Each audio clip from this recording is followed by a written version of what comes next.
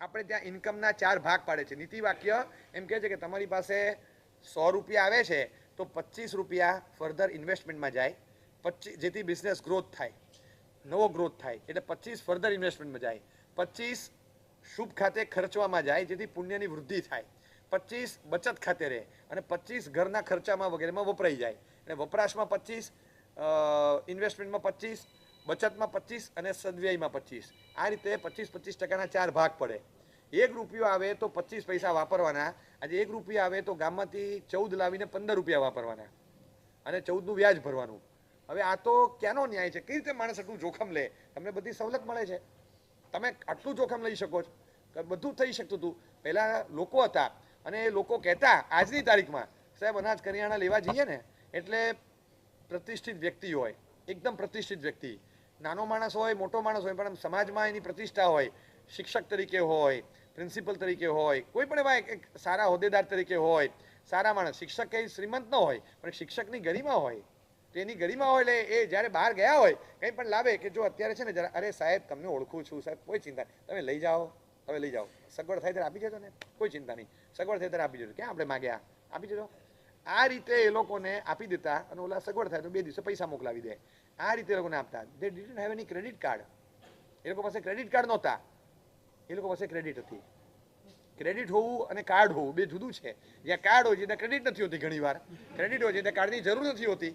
અને આપણે બધા કાર્ડવાળા થઈ ગયા અને પાછા 1 નહીં 2 નહીં 5 12 14 કાર્ડ રાખવાના, એક પછી બીજા પછી ત્રીજું પછી ચોથું. હજી ખબર નથી પડતી કે કેટલાનું કરવાના છે આપણે. ફેરવે જ રાખે, ફેરવે. અને ઇન્ટર ટ્રોફી ટુર્નામેન્ટ કહેવાય.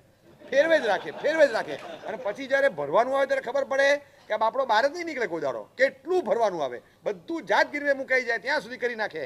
હજી ખબર નથી પડતી કે એક જગ્યાએ 2 જગ્યાએ લોચો માર્યો હોય તો ત્રીજી બેંક એને પાછું ક્રેડિટ કાર્ડ આપે છે.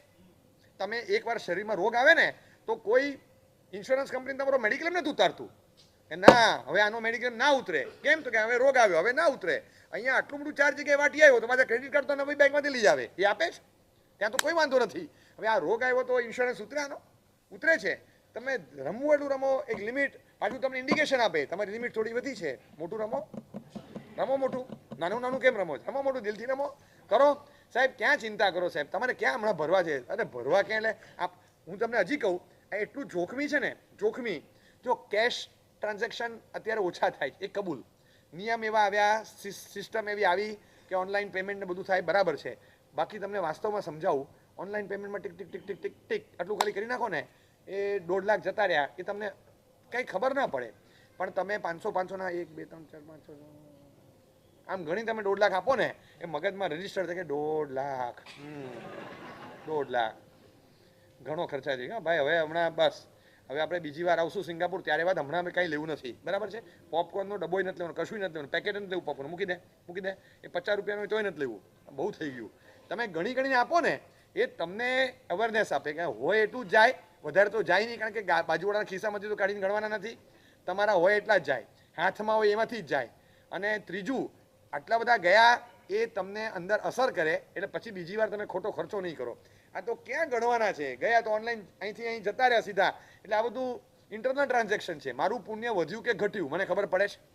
બસ એની જેવું, મારા પૈસા વધ્યા કે ઘટ્યા મને ક્યાં ખબર પડે છે? કાંઈ ખબર નથી પડતી.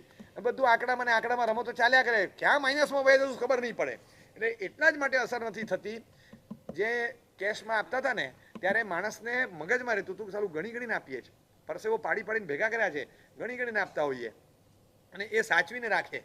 એટલે જૂના દાદાજીઓ જો, જૂના દાદાજીઓ બેઠા હોય ગાદી પર આમ ફર્સ્ટ ક્લાસ, પછી આમ ગાદી આમ ઊંચી કરે, નીચેથી આમ કરીને કાઢે, એમાં પ્લાસ્ટિકની કોથળી હોય, રબર બેન્ડ ખોલે, કોથળી ખોલે, એમાંથી એક પાઉચ કાઢે, પાઉચની ચેન ખોલે, અંદરથી એક પાકીટ કાઢે, એ પાકીટમાંથી પછી થોડી નોટો કાઢે, બધી ગણે, પછી ગણે, પાછું મૂકી પેક કરીને પાછું ગાદી નીચે મૂકી દે. કોક આવે ને પાછું મૂકી દે, હા શું હતું શું હતું બોલ બોલ. આ રીતે સાચવીને રાખતા. અને સૂતી વખતે એ ગાદીનો ભાગ જેની ઉપર ઓસીકું આવવાનું હોય ને જેની ઉપર માથું આવવાનું હોય ત્યાં મૂકે, ત્યાં મૂકે. એટલે આ એ જે ધબકારા ચાલે ને નીચેથી ધપ ધપ ધપ ધપ ધપ ધપ, એનાથી તો આ વાઇબ્રેશનથી તો મગજમાં બ્લડ પહોંચતું હોય એ લોકોને, એટલું ચાલે. 1 રૂપિયો ખોટો વેડફાય નહીં, ખોટા પૈસા તો ખર્ચવાના નહીં. મેં પોતે છે ને સાંભળેલું છે કેટલાક વડીલોની પાસે, છોકરો પ્રપોઝલ લઈને જાય કે મેં એક પ્લાન્ટ નાખવો છે, એરબેગ બનાવવાનો મોટો પ્લાન્ટ છે, આપણે એમાં 2-2.5 કરોડનું ઇન્વેસ્ટમેન્ટ કરવાનું, તો કે રિટર્ન કેટલું મળે? તો કે હવે પહેલા 3-4 મહિના તો આપણે મહેનત કરશું, પછી ખબર પડશે. પ્લાન આખો બધો બતાવ્યો એટલે વડીલે કીધું કે હવે એની કરતાં તું નાનું કંઈક કામ કર, પહેલાં નાનું કંઈક શરૂ કર. 25,000 રૂપિયા મહિને કમાઈશ ને તો અમને વાંધો નથી, પણ પહેલાં 6 મહિના મહેનત એવી કર કે તું 25,000 પણ લાવતો થાય, પછી આપણે મોટું ઇન્વેસ્ટમેન્ટ કરીએ. ના નથી, પણ પહેલાં તું આ રીતે કરી જો. 25,000 રૂપડી માટે કોણ મહેનત કરે? આ એના શબ્દો હતા, 25,000 રૂપડી માટે. તો કે ઉભો રે, શું બોલ્યો? 25,000 રૂપડી, 25,000 રૂપિયા બોલ, રૂપિયા. હા, રૂપિયા બોલ. ભાવેશ નામ હોય ને તો એ ભાવલા ના બોલાય, ભાવેશ બોલાય, ભાવેશભાઈ બોલાય, બરાબર? રૂપેડી બોલીશ ને કાઢી મૂકીશ. માનથી સન્માનથી બોલતા શીખ, રૂપિયા આવશે નહીં ઘરે. ખંખેરી ના ક્યાં વડી લેને? એ કે તને પૈસાની વેલ્યુ નથી, કિંમત નથી, પરસેવા પાડીને ભેગા કર્યા છે રૂપડી માટે, 25,000 રૂપડી માટે. એટલે તમને આખા 1 થી 10 ધોરણ ભણાવ્યા 25,000 રૂપિયામાં. અમે લોકો આટલું બધું ભણી ગયા, તમારા તો 6 મહિના નથી નીકળતા એમાં. ક્લાસીસના આટલા, ટ્યુશનના આટલા, અહીંયા આટલા ને પાછા ગાપવાના હોય એટલે પાછા બીજા જ હોય. એટલે એટલા બધા ખર્ચા કરીને તમને મોટા કર્યા અને તમને પૈસાની વેલ્યુ નથી, એટલે ખોટા ખર્ચા કરવાના નહીં. આજે એટલા બધા ખોટા ખર્ચા થાય. ફેસિલિટી તમને બધી મળે, તમને ક્રેડિટ કાર્ડની ફેસિલિટી મળતી હોય, તમને ગિફ્ટની ફેસિલિટી મળતી હોય, તમને ઓનલાઈન પેમેન્ટ આપવાની ફેસિલિટી મળતી હોય, તમને ઓછા ભાવે, સસ્તા ભાવે પેલો રિજેક્ટેડ કે ડિફેક્ટિવ માલ હોય એનું સેલ હોય એમાંથી મળતું હોય, ડિસ્કાઉન્ટેડ રેટ પર મળતું હોય, ઇન્સેન્ટિવ્સ જાતના અપાતા હોય, ગ્રાન્ડ સેલના ગુજરાત સમાચારના પહેલા પાના પહેલાંનું જે પહેલું પાનું આવે એની પર આખું જ આવે, વિગતવાર બધી માહિતીઓ આવે. એ પહેલું પાનું ફરે પછી તો પહેલું પાનું આવે, એમાં જ ગુજરાત સમાચાર લખેલું હોય. ગુજરાત સમાચારની ઉપર આ હોય, બિગ બજાર હોય. પહેલાં છાપું બિગ બજારમાંથી આવ્યું હોય અને અંદરથી ગુજરાત સમાચાર નીકળે એવું આવે. તમે છાપા જ વધારે લાગે કે ઉપર તો બધા ટમ્લર ને ટ્રોલી ને આ ને તે ને બેગ ને એ જ બધું ભરેલું હોય. અને પાછું લખે ચોખ્ખું લખે, દિવાળી આવી રહી છે, નવરાત્રિનો સ્ટોક ખાલી થાય એ પછી દિવાળીનો અમે નવો માલ ભરશું. એટલે ખાલી કરવા માટે તમે અમને બોલાવો છો? ખાલી કરવા માટે બોલાવે, આવી જાઓ. અને એવું સરસ માર્યું હોય 6990, એની પર ચોકડી મારે અને પછી લગે 2995. એટલે આપણને હાય 7,000ની વસ્તુ 3,000માં લેવાય. શું કરશું પણ? અરે લેવાય જ. 4,000 બચે. હું 4,000 બચે? લેવાનું બંધ કર, 7,000 બચે.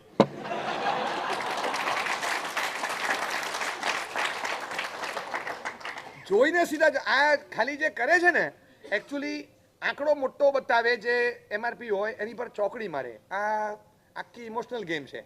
એ તમારી અંદર આખી છે ને એક ખરીદ શક્તિ ઊભી કરવા માંગે છે, ખરીદવાની ઈચ્છા પ્રગટાવે. એટલે એ મોટા આંકડા પર ચોકડી મારે. એકચ્યુઅલી પ્રોડક્ટ હોય, બાજુમાં પ્રાઇસ લખેલી હોય મોટી, એની પર ચોકડી મારે અને એની ઉપર નવી પ્રાઇસ લખી હોય જે એકદમ નીચી હોય.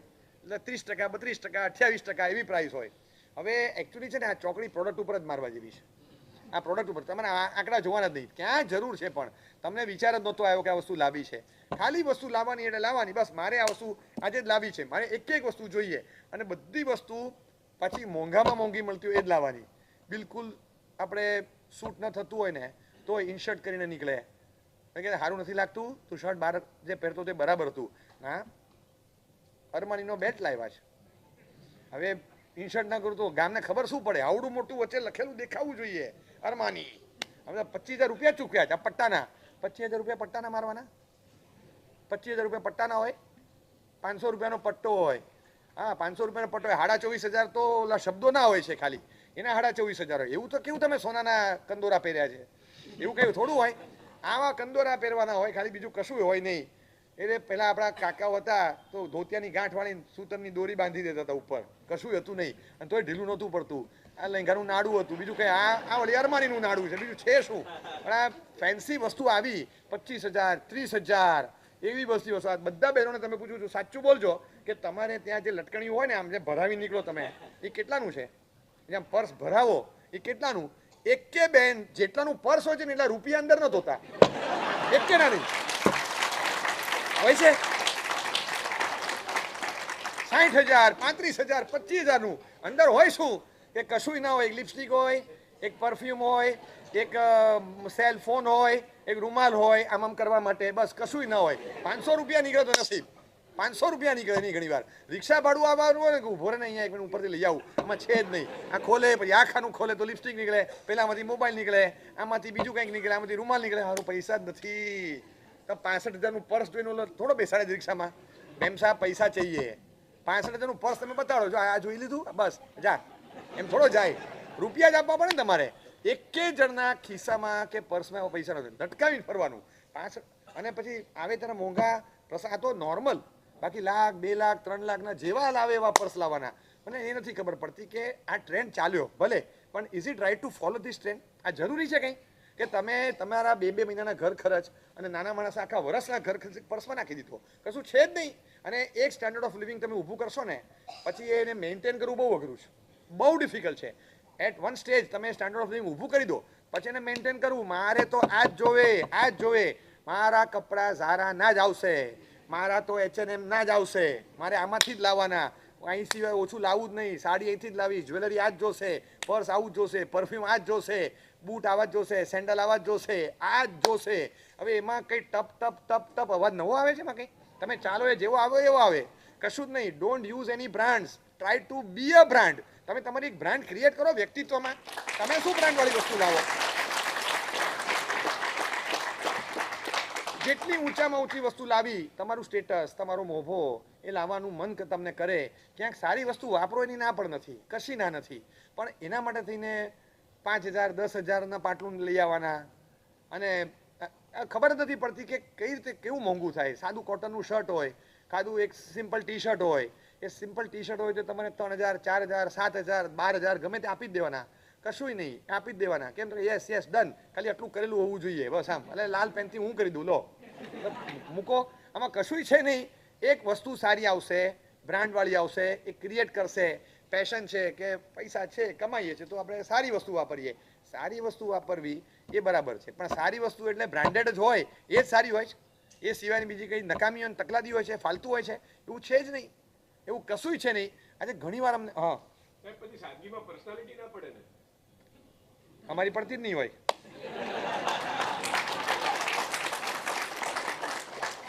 અમે તો સાવ પટાવાળા જ લાગતા શું.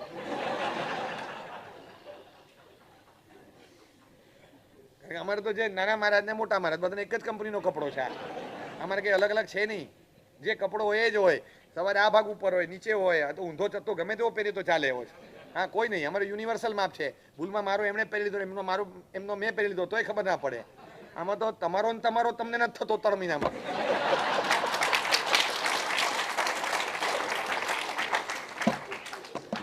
એટલે અમારે તો ચાલે છે, વાંધો નથી આવતો.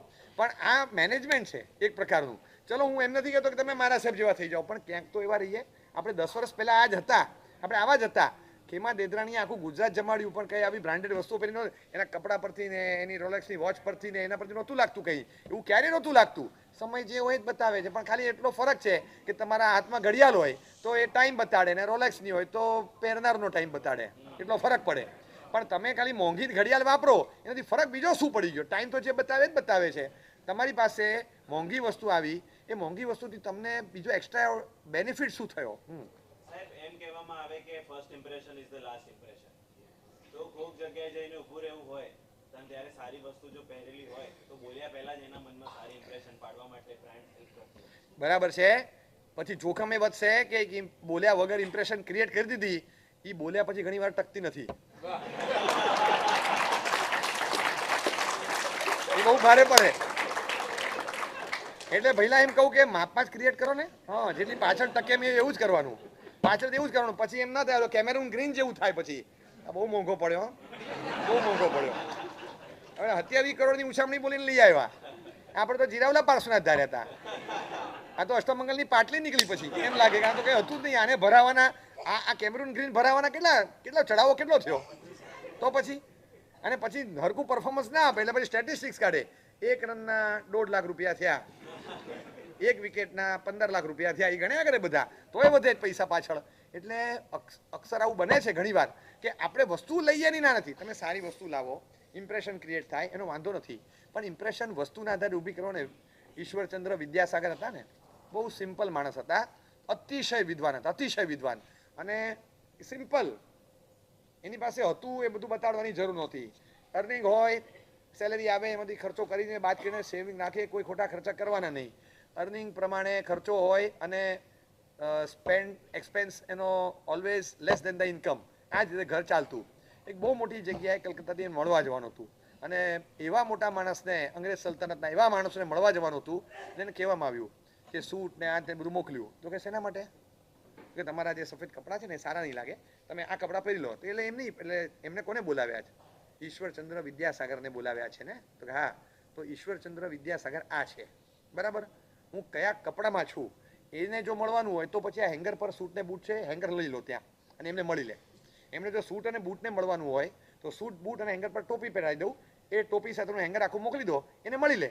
અને if they want to meet Ishwarchandra Vidyasagar તો ઈશ્વરચંદ્ર વિદ્યાસાગર આમાં જ મળશે. એમને પૂછી લો કે સૂટ બૂટના હેંગરને મળવું છે કે ઈશ્વરચંદ્ર વિદ્યાસાગરને મળવું છે. એમને પૂછી સાંજ સુધીમાં મને જવાબ આપો, મારી પાસે એક્સ્ટ્રા કોઈ ટાઈમ નથી. અને પછી એમને કહેવાયું ના ના અમારે ઈશ્વરચંદ્ર જ મળવું છે, તો ઈશ્વરચંદ્ર આ જ કપડામાં આવશે. એમણે કહી દીધું કે એમાં કઈ ઇમ્પ્રેશન ક્રિએટ કરવાની હતી?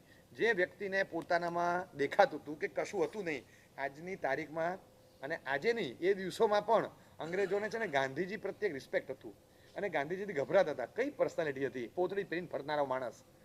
અને એડવોકેટ થયા, બેરિસ્ટર થયા પછી પણ એ જ રીતે ફરતા હતા. સિમ્પલ લાઈફ હતી, બધું જ ચાલતું હતું. તો એ ગાંધીના નામે આખી ખાદી ઇન્ડસ્ટ્રી બધું નીકળ્યું, એ બધું ચાલ્યું. પણ ગાંધીજીનું જે મૂળમાં સ્વદેશીવાદ અને સાદગી હતી ને, એ સ્વદેશી અને સાદગી એ બે વસ્તુ પકડી રાખવા જેવી છે કે દેશના મૂળ પાયામાં હતી અને સિમ્પલ લાઈફસ્ટાઈલને પ્રમોટ કરતા હતા.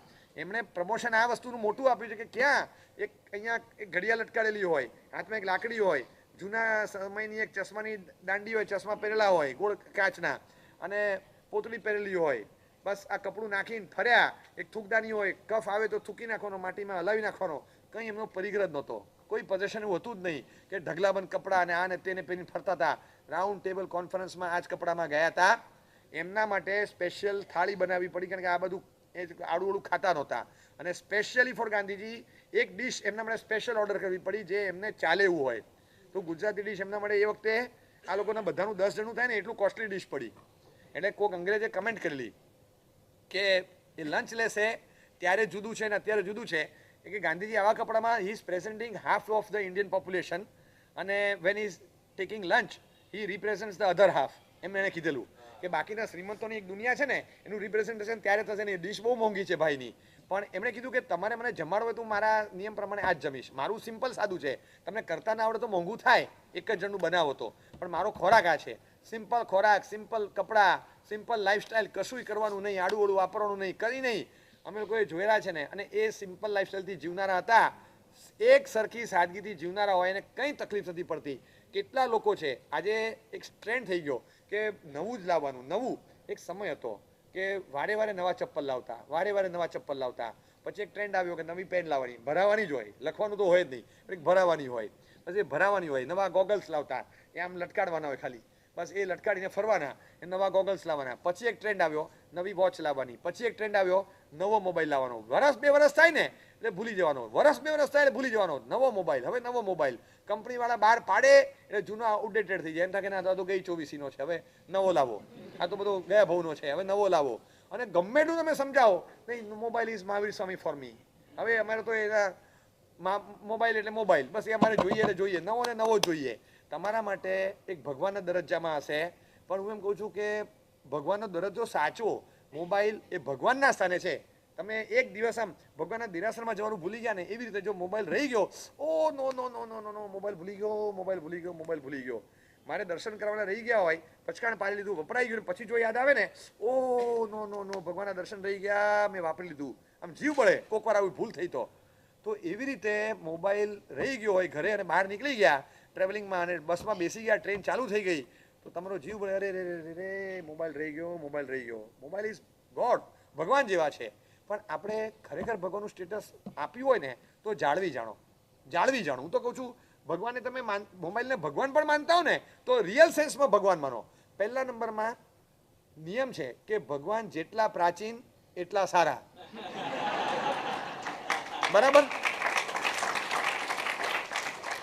દેરાસર બંધાવ તો સાહેબ આપણે પ્રાચીન ભગવાન મળતા હોય તો આપણે નવા નથી લાવવા સાહેબ, તો આપણે ટ્રાય કરીએ ને. આપ જોજો ને સાહેબ ક્યાંયથી મળે તો આપણો મોબાઈલ ખરેખર જો ભગવાન માનતા હો ને તો મેન્ટેન ધ સ્ટેટસ, જેટલો પ્રાચીન એટલો સારો. હા, એટલો સારો. અને લખી રાખજો આ ટ્રેન્ડ આવે છે, હવે આવશે. આ સ્માર્ટફોનના ગયા જમાના બધા. તમે સ્માર્ટફોન હશે ને તમે 4 કલાક વાપરશો, તમે સાદો નોકિયાનો કે સિમ્પલ લઈ આવશો ને, સ્માર્ટફોન ન હોય તો તમે સીધા 20-30 મિનિટ પર આવી જશો. આ ખાઈ જાય તમારો ટાઈમ. પૈસા એકલા નહીં, ટાઈમ ખાઈ જાય તમારો, મગજ બગાડે છે. એટલે 4 કલાકમાંથી સીધા અડધો કલાક પર આવી જાય માણસ, કારણ કે ફીચર્સ જ નથી ખોટા ટાઈમ પાસ કરવાના, ફાલતુગીરી કરવા માટે ક્યાં કંઈક આપ્યું છે વ્યવસ્થા. તમને ટ્રેક આપે તો તમે દોડો ને, ટ્રેક જ નથી આપતા ખોટા, સિમ્પલ એક જ ટ્રેક, એની પર ચાલો ને એની પર પાછા આવો, બસ કંઈ નથી. તો માણસનો ટ્રેક હવે આવો આવશે, અને આવનારા દિવસોમાં વગર આવા બધા ખોટી એપ્લિકેશન્સ વગરના અને ખોટા ફીચર્સ વગરના મોબાઈલ એ સ્ટેટસ સિમ્બોલ બનશે. મારા શબ્દો લખી રાખજો. હવે આવનારા દિવસો એવા આવશે કે જેમાં મોટા માણસો, બુદ્ધિશાળી માણસો, ઇન્ટેલિજન્ટ પર્સન્સ એ બધા સિમ્પલ મોબાઈલ અને સ્માર્ટફોન ન હોય એવા ડબલા વાપરશે કે જેના કારણે ટાઈમ સ્પેર રહે, ટાઈમ ખોટો વેડફાઈ ન જાય, ખોટી રીતે મગજને સ્ટ્રેસ ન વધે, ઊંઘ હરામ ન થાય અને શાંતિથી કામ ચાલ્યા કરે, ડિસ્ટર્બન્સીસ અને ડિસ્ટ્રેક્શન્સ ખોટા ન આવે, એ બધું જોયા કરે. દર ત્રીજી મિનિટે કંઈક કામ કરતા હોય, શું આવ્યું શું આવ્યું, વારે વારે ટિંગ ટિંગ નોટિફિકેશન આવ્યા જ કરે, આવ્યા જ કરે, આવ્યા જ કરે. દુનિયાભરમાં તમારા 3 મિત્રો છે એને સાચવી નથી શકતા, એક એના પ્રસંગમાં હાજરી નથી આપી શકતા, અને 300 મિત્રોની ફ્રેન્ડ રિક્વેસ્ટ આવ્યા જ કરે. આપણે એકેને એક્સેપ્ટ નથી કરતા, પણ નાખ્યા જ કરે, નાખ્યા જ કરે, નાખ્યા જ કરે. ઓનલાઈનમાં તમે મારા 360 ફ્રેન્ડ છે, પણ 360 દિવસ ચાલે એવો એકે ન હોય પાછો. આ બધા 3, 4, 5 કલાક પૂરતા હોય, આજે છે કાલે નથી. આવા બધા એવા ફેન્સી યુઝ એન્ડ થ્રો વાળા આવા તમે જુઓ તો આવા કોઈ ટિશ્યુ પેપર જેવા ફ્રેન્ડ્સ ના રાખવાના હોય. જે રાખવાના હોય એ દળદાર ફ્રેન્ડ હોય કે જે 50 વર્ષ 40 વર્ષ ટકે. સાહેબ અમે નાનપણના બાળ મિત્રો, સાહેબ આપણા પપ્પા દાદા બોલતા, અમે લોકો નાનપણમાં સાથે મોટા થયા, અને છેક મોટી ઉંમરના થાય દાદાજીઓ થાય ને બે, ત્યારે ક્લોઝ ફ્રેન્ડ હોય. અને આજે તમે જો તમારા ફ્રેન્ડ્સ 2 વર્ષે બેસ્ટ ફ્રેન્ડ બદલાય, 6 મહિને બેસ્ટ ફ્રેન્ડ બદલાય, ખબર જ નથી પડતી. આ સાધન આવ્યું એટલે સમય આવશે કે રિલેશન સ્મૂથ ચાલે, પૈસા ખોટા ખર્ચાય નહીં, સમય ખોટો વેડફાય નહીં, ઊંઘ હરામ થાય નહીં, ખાધેલું સરસ પચી જાય, ડિસ્ટ્રેક્શન ડિસ્ટર્બન્સ કામમાં આવે નહીં. એ માટે સ્માર્ટફોન છોડી અને સાદો મોબાઈલ વાપરતા લોકો થશે, અને સાદો મોબાઈલ એની ડિમાન્ડ ક્રિએટ થશે. સાદા મોબાઈલનો પાછો જમાનો આવશે અને સ્માર્ટફોન પાછા જંક યાર્ડમાં જતા રહેશે. આ દિવસો હવે દૂર નથી, કારણ કે માણસને ખબર પડવા માંડી છે કે આ કેટલો ટાઈમ ખાઈ જાય છે. એક સ્માર્ટફોન છોડી અને સાદો મોબાઈલ તમે હાથમાં લો, 4 કલાકમાંથી તમે અડધો કલાક પર આવી જશો, કારણ કે ફાલતુગીરી માટે કોઈ ફીચર્સ જ નથી કે તમારો ટાઈમ ખવાય.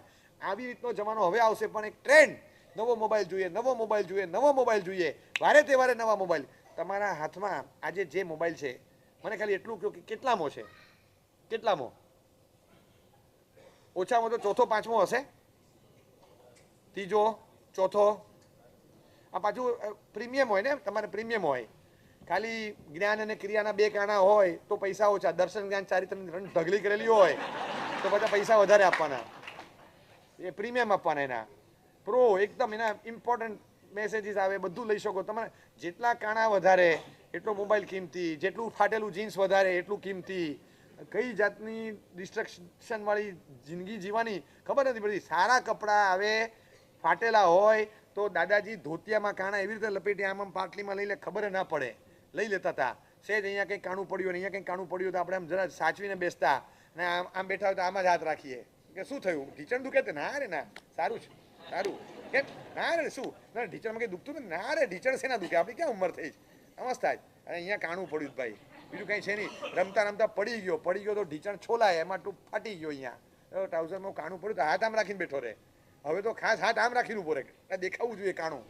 અને એના પ્રીમિયમ આપે પાછા.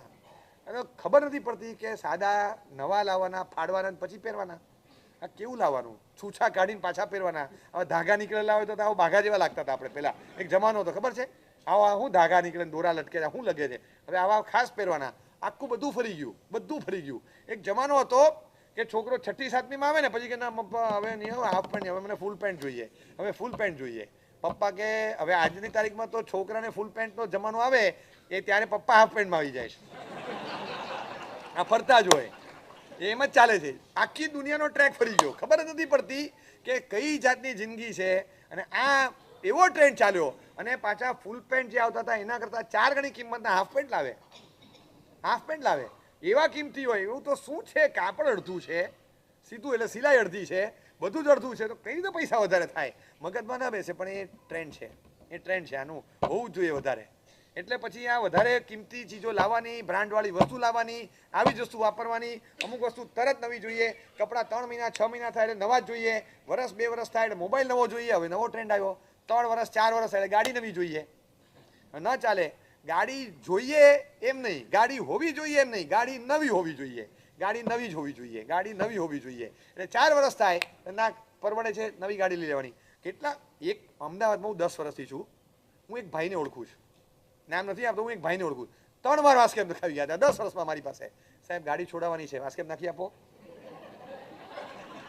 ઈ નહીં ભાઈ, મને યાદ છે, મને યાદ છે એકવાર સાબરમતીમાં આવેલા, એકવાર પાલડીમાં આવેલા, એકવાર આમલીમાં આવેલા. મેં આ 3 વાર ગાડી છોડાવી. મને ગાડી પછી 3 છે, મને કે 3 હોય તોય ખબર નથી મને, પણ 3 વાર ગાડી છોડાવી. મને કે આપણે ગાડી છોડાવી, મને એને છોડાવવાનું મન થાય કે આ ભાઈને છોડાવવા પડશે.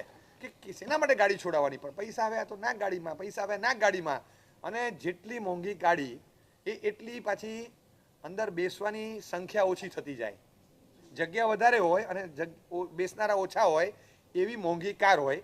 જગ્યા સૌથી વધારે રોકે, ટ્રાફિક જામ કરી નાખે, વળવા માટે પહોળો રોડ જોઈએ, સાદી ગલીમાં તો વળી ન શકે, સાંકડી ગલીમાં તો અંદરે ના જઈ શકે, ને અંદર જો તો જિંદગી બહાર ન નીકળી શકે એવી ગાડી હોય. આમ વળવા માટે ખટારા જેટલી જગ્યા જોઈએ, પાર્ક કરવા માટે 18x12ની જગ્યા હોય તો એ ગેરેજ નાનું પડે એવડી મોટી ગાડી લાવવાની. અને એકલા બેઠા હોય અંદર, આગળ ડ્રાઈવર હોય, એકલા જ ચાલે, બસ કોઈ નહીં, આગળ પેલો સારથી પાછળ રથી, 2 જણા, કૃષ્ણ અર્જુન સિવાય ત્રીજો મળે નહીં કોઈ.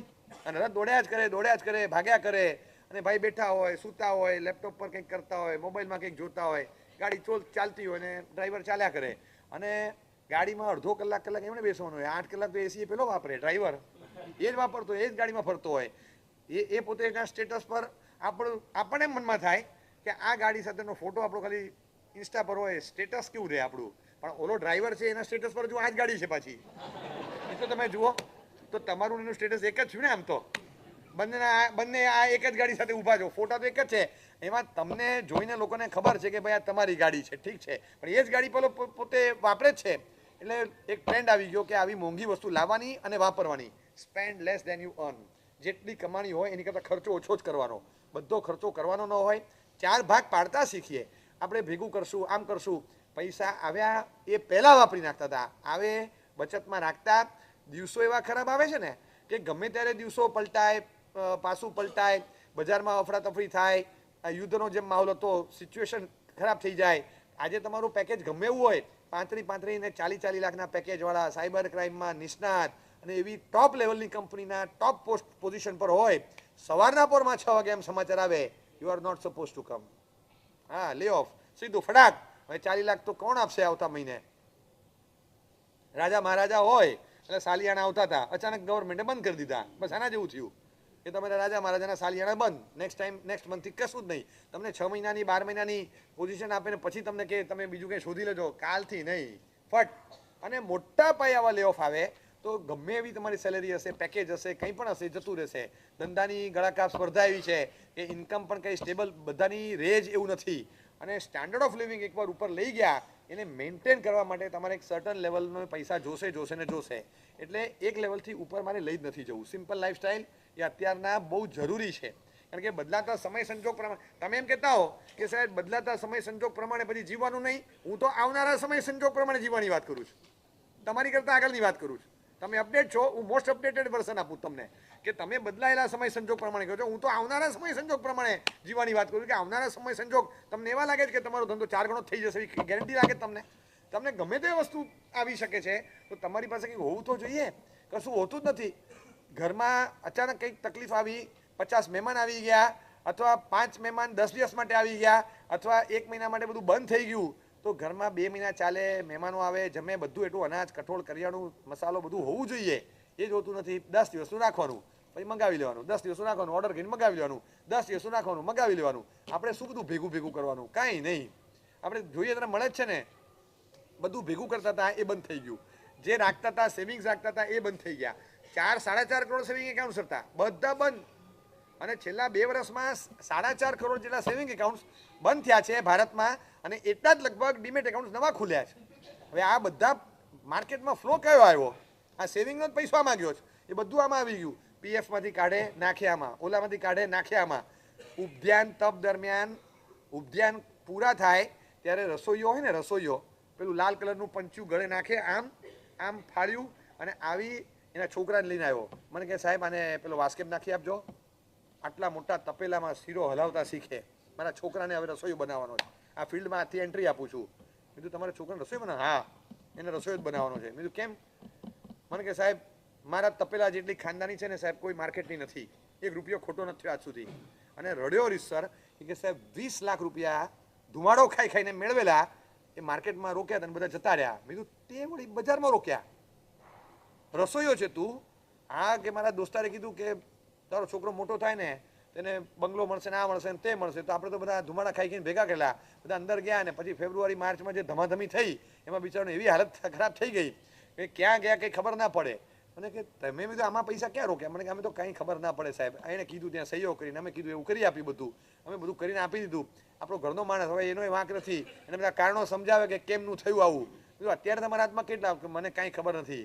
એ ગઈકાલે કહેતો હતો કે 12 લાખ રૂપિયા છે, પછી કહેતો હતો 8 લાખ રૂપિયા છે, પછી પાછો કહેતો હતો 9 લાખ રૂપિયા છે. રોજ આંકડા ફરે છે કે નહીં એ જ ખબર નથી. હવે તો આપણે તો 20 આપ્યા હતા, અડધાની નીચે વયા ગયા મારા. એટલે આને કહી દીધું આપણે કાંઈ આગળ પાછળ થવું નથી, રસોઈયો થા અને આ તપેલા પર વિશ્વાસ રાખ. આ તપેલો ક્યારેય ડિફોલ્ટ નહીં થાય અને આ તપેલું ક્યારેય એની ખાનદાને નહીં ચૂકે, પૂરું વળતર આપશે. પરસેવો પાડ, ધુમાડો ખા અને આમાંથી પૈસા પેદા કર. આપણે કાંઈ બીજા આડાવડા જવું નથી. અને બીજી વાત, એની વાત મને ગમી પણ ખરી. કારણ કે બીજું ગમે ત્યારે ભણાવે, કંઈ પણ કરે, કાલે શું થશે? કાલે તો થવાનું શું? તમે એકાઉન્ટ્સ કરો છો, તમે ડેટા એન્ટ્રી કરો છો, તમે આ કરો છો, બધું એઆઈથી થાય. રસોઈ તો થવાની જ એઆઈથી. આને તો કોઈ પણ માણસ કાઢી નહીં શકે ને. આની માર્કેટ તો ઊભી જ રહેવાની છે. તો ખરેખર એ બુદ્ધિશાળી કાન લાગ્યો મને કે એને એકચ્યુઅલ ફિલ્ડ પકડ્યું છે. આવનારા સંજોગ પ્રમાણે એનું ફિલ્ડ હતું બરાબર. હું તમને નથી કહેતો કે રસોઈયા થાવ, પણ રસોઈયામાંથી શીખવાનું ચોક્કસ કહું, શીખવાનું ચોક્કસ. એ માણસે દિમાગ તો વાપર્યું કે આપણે તો એવું વિચારે કે ભવિષ્યમાં શું કરશું. હવે તમે શું કરશું એ ભૂલી જાઓ, એઆઈ શું નહીં કરે, બસ એવું કરીએ તો જ ટકવાના છો. એ જો બધું જ કરવાનું હોય તો તમારે જોયા જ કરવાનું છે. એ બધું જ કરશે. હવે તમે જોયા જ કરશો, બધું એ તમને કરીને આપી દે તો તમે કરશો શું કરશો? કોઈ ફિલ્ડ એવું નથી રાખ્યું કે જે ફિલ્ડમાં આપણે અંદર એન્ટર થઈને સિક્યોર રહી શકીએ. એટલે અત્યારે 4-5 જગ્યાએ મૂકી રાખેલું હોય તો સેવિંગ તમારા હાથમાં કામ લાગે. અને સેવિંગ પાછા એવી રીતે રાખવાના હોય કે જે બચત અમુક સમયે ક્રિટિકલ સંયોગમાં કામ લાગે. જો એક વસ્તુ સમજી રાખો કે સિક્યોર્ડ સેવિંગ એની વ્યાખ્યા છે કે ઓલ ટાઈમ સિક્યોરિટી, એની ટાઈમ લિક્વિડિટી. આને સેવિંગ કહેવાય. આ મારી પોતાની બનાવેલી સેલ્ફ પ્રોડક્શનની વ્યાખ્યા છે. મેં પોતે આ વ્યાખ્યા મેન્યુફેક્ચર કરી મગજથી. કારણ કે છે ને તમે સેવિંગ એમ માનો કે માર્કેટમાં રોકી દીધું, મ્યુચ્યુઅલ ફંડમાં રોકી દીધું, સિલ્વરમાં રોકી દીધું, ગોલ્ડમાં રોકી દીધું. જ્યારે ક્રેશ થાય ત્યારે કટોકટી સર્જાય, અને કટોકટી સર્જાય ત્યારે તમને ઊભા જોઈએ, અને ઊભા જોઈએ ત્યારે માર્કેટ નીચે ગઈ હોય ત્યારે તમે લિક્વિડેટ કરી ના શકો, સર્કિટ લાગી હોય તમે કાઢી જ ન શકો, હલવાઈ જ ગયું. એટલે જે વખતે તમે સલવાયેલા હો અને એ જ વખતે પેલો કોન્સન્ટ્રેટર ચાલે નહીં, ઓક્સિજન નીકળે નહીં, બાટલો જામ થયેલો હોય, ખુલે જ નહીં, એટલે પછી મતલબ આગ લાગે ત્યારે પેલું ડિસ્ટિંગ્વિશર કામ ન લાગે, તો પછી ડિસ્ટિંગ્વિશર લટકાડી રાખવાનો મતલબ શું લાલ બાટલાને? એવી રીતે સેવિંગ કોને કહેવાય? કટોકટી આકસ્મિક સર્જાય ત્યારે અડધી રાતે જોઈએ તો એની time liquidity, all time security, બસ આને સેવિંગ કહેવાય. ઓલ ટાઈમ સિક્યોરિટી પણ હોવી જોઈએ, એની ટાઈમ લિક્વિડિટી પણ હોવી જોઈએ. ફટાક કરતું વટાવી શકો. અને હવે એવું નથી, 3-4 વસ્તુમાં રાખવું પડે, કારણ કે નહીં તો સિક્યોરિટી પણ નથી રહેતી. જો આ નહીં રાખો ને તો ભવિષ્યમાં જ્યારે જરૂર પડશે ત્યારે ઊભા ક્યાંયથી મળવાનું નથી. એ નવું જોખમ ક્રિએટ કરવાનું થાય. એટલે અત્યારથી એ આવનારા દિવસો પ્રમાણે કહું છું, અત્યારના સમયની એની કરતાં આગળનું વર્ઝન આપું છું. ફોર્થ કમિંગ ટ્રેન્ડ હવે આગળના ડિકેડની જિંદગીને જોઈ અને અત્યારે ખર્ચો મિનિમાઇઝ જ કરવો પડે. અને લાઈફસ્ટાઈલ એવી તમે કરો, તમારી સુંદર સારી સુખાકારિતા સાથેની લાઈફસ્ટાઈલ રેમાં અમને કોઈ બળતરા નથી, પણ તમે સેવિંગના ભોગે જે કરો છો ને, સેવિંગ ઇઝ હેવિંગ. તમે કંઈક રાખો છો, એ મળે છે, તમારા હાથનું રહે છે, તમને સિક્યોરિટી રહે છે, અને તમે જે રાખો એ તમને અંદર મહેસૂસ કરાવે છે કે છે આપણી પાસે, તો એ તમને કોન્ફિડન્સ વધારે, સિક્યુરિટીનું ફિલિંગ આપે છે. જે છે એ પણ એની ટાઈમ લિક્વિડેટ થશે કે નહીં, એ પડ્યું ઓગળી જશે કે હું હાથમાં લઉં પછી ઓગળશે એ ખબર નથી. તમે પીગાળવા જાઓ ત્યારે પીગળે નહીં, જામેલું જ રહે. અને તમે જોવા જાઓ ત્યારે ઘણીવાર એમને પીગળીને રવાના થઈ ગયું હોય, એની મેળે પીગળીને લિક્વિડ થઈ ગયું અને હવામાં ગેસ થઈને વરાળથી ઉડી ગયું, ખબર ન પડી ક્યાં જતું રહ્યું. તો એવું કેવું સેવિંગ રાખ્યું? એ સેવિંગ પણ સિક્યોર્ડ હોય અને ગમે ત્યારે તમે લિક્વિડેટ કરી શકો એવું હોવું જોઈએ, તો તમને થાય. પણ એ માટે તમારે કન્સિડરેબલ એમાઉન્ટ એમાં જવી જોઈએ તો તમારું રહે. કંપનીવાળા પીએફ કેમ રાખે છે? તમારો હકનો પગાર છે અને છતાં તમારા હાથમાં નથી આપતા. કાયદેસરનો તમારો હકનો પગાર અને કાયદેસર તમારા જ પૈસા નહીં આપીએ, એ તમારા નામે બોલશે પણ રહેશે અમારી પાસે. છેલ્લે તમને બધા આપશું. કંપની તમારા વતી એક પ્રકારનું સેવિંગ જ કરે છે ને, એ જ છે. કંપની પણ આટલી બંગત ચલાવે છે કે મારે ત્યાં કામ કરવા આવે એના નામે મારે આટલું પ્રોવિડન્ટ ફંડ રાખવું જોઈએ. તો આપણું પોતાનું કેમ નથી ચાલતું? આપણું પોતાનું કેમ નથી ચાલતું? પ્રોવિડન્ટ ફંડ કંપનીએ આટલા વર્ષ સુધી ભેગું કેમ કર્યું? એ જેવું એક સાથે આવ્યું એવી જગ્યાએ નાખે કે 6 મહિનામાં જતું રહે બધું. હવે એવા સાહસ કરવાના, હું કોઈ એક જગ્યા નથી કહેતો, ઘણી બધી જગ્યાઓમાં એવા દુઃસાહસ સમજણ વગરના કરે અને માણસ ગુમાવે છે. એટલે સેવિંગ એની પરંપરા ટકાવવાની છે.